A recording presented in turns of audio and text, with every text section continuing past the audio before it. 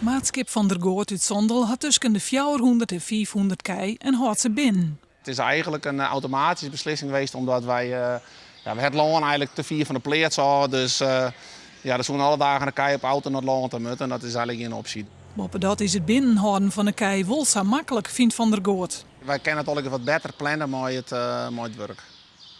En wij merken bijvoorbeeld rijkendags, zoals die kei 2 kilometer versturen moeten. Ja, voor ze dan thuis binnen, dat kost zoveel energie en jou een stuk minder molken. Boeren hield dit grotere bedrijven, werd er wat makkelijker wijze kunnen om een kei binnen te houden. Maar daar denkt de Dairy Campus in Ljouwt oorzoer. De boeren zijn het vakwijde verleerd.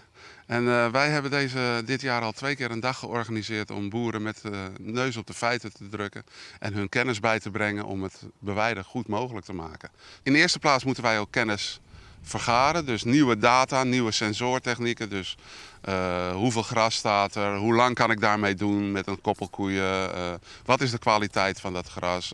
Met de weerberichten samen van hoeveel gras staat er overmorgen of die dag daarna of de week daarna. Goede bewijdingsplannen maken.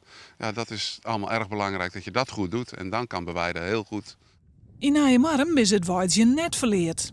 Bij maatschap Bekendam kiezen ze er bewust voor de kei naar boeten te dwaan. We vinden niks mooier dan dat de kei gewoon heerlijk buiten rennen. En dus just het wel. Ze vindt het prachtig. Hier kan ze bewegen. Nou, ze kan dansen, want als ze het land niet komen, nou, dat is een feest. Nou, want ze springen en ze dansen en ze bewegen vrij op. Ze lezen wat ze kunnen hun eigen gang gaan. En voor de poorten is het een goede zaak. Boven dat krijgen boeren die het kei boeten houden een premie van Zuivelcoöperatie Friesland Campina.